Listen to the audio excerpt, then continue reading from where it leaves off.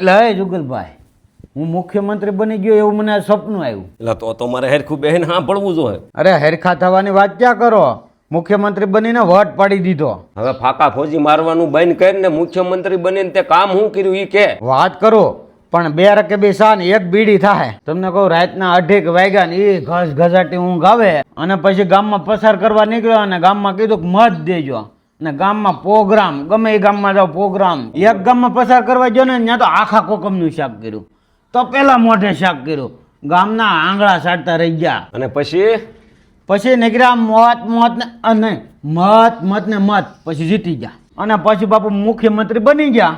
પછી મારી ઘરે ખબર પડી હતી કે નહીં, તમારી ઘર ખબર નથી, નકર હું જીતે જ નહીં. પણ જોગલભાઈ મુખ્યમંત્રી બનીને જે કામ કર્યા છે, પણ એવા કામ કર્યા કે બધાને ઘેરે હાજે વાળુમાં ગુલાબજાંબુ. તે મુખ્યમંત્રી બનીને ઘેર ઘેર ગુલાબજાંબુ વેચવાનું શરૂ કર્યું હતું. અરે ભલામણા એવું નહીં, કપાસના ભાવ 3000 રૂપિયા અને માંડવીના ભાવ 4000 રૂપિયા અને ડુંગળીના ભાવ તો 900 રૂપિયા કરવા જતો હતો.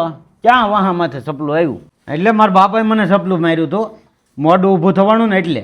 એટલે એવા ભાવના તો હવે તારે ને મારે સપના જોવાના રહ્યા. અત્યારે બે આપણે એક રબેકી સા પી નાખીએ ને હવે કરીએ એટલે સા મૂકજો 2 રબેકી. એ અમારે ને ઘડીએ ને ઘડીએ સા કરવાની નવરાય. જુગલભાઈ હજી મને સપલાની બીક ગઈ નથી. ત્યાં તમારા ધોકો આવશે એ પેલા હું સપલાની પસાર કરવા નીકળી જાઉં. એ ભલા માણા એમ બોલવામાં જ કડક છે, સા તો આગળ હારી મીઠી બનાવશે. એ તો આ ધીમે અવાજે કહી દેજો કે આદુ નાખે થોડો. હવે સાનો મનો બે ની સા આવે તો સાનો મનો પી લેની. હાલે આ મુખ્યમંત્રી બનવામાં ખુશીમાં સા પાવ. બસ બસ